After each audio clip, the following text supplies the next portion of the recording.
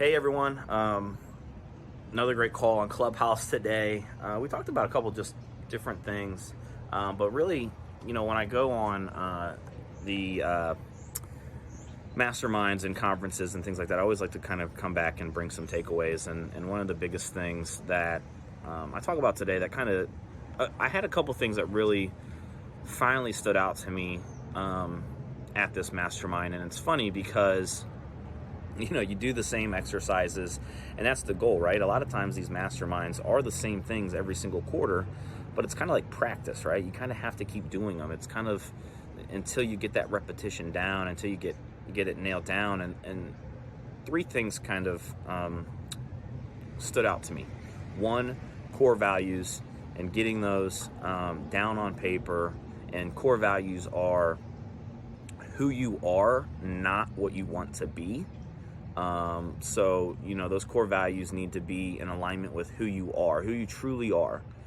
And then, when you're hiring people, they have to be a core value fit. They have to be in alignment with that.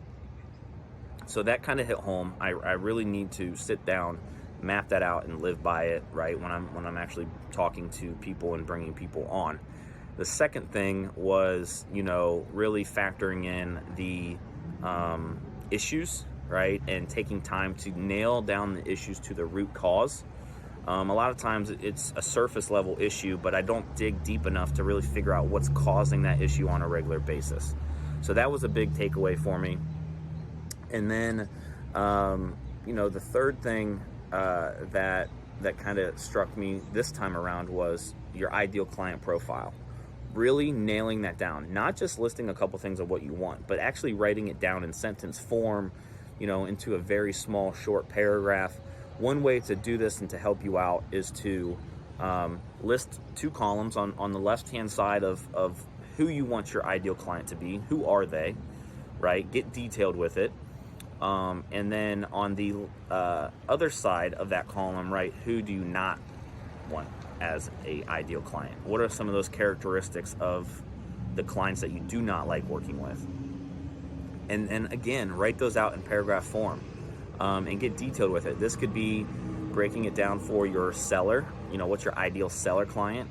Buyer client, right? What's your ideal buy side client? If you are a team lead or a broker owner, what is the ideal agent that you're looking to bring on? What are those characteristics? If you're a real estate coach, what is the ideal client, for your coaching company?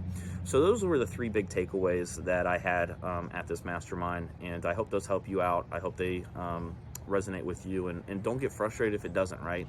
A lot of times, it's just that practice, it's that repetition, it's to get it down, and then eventually it'll start clicking for you.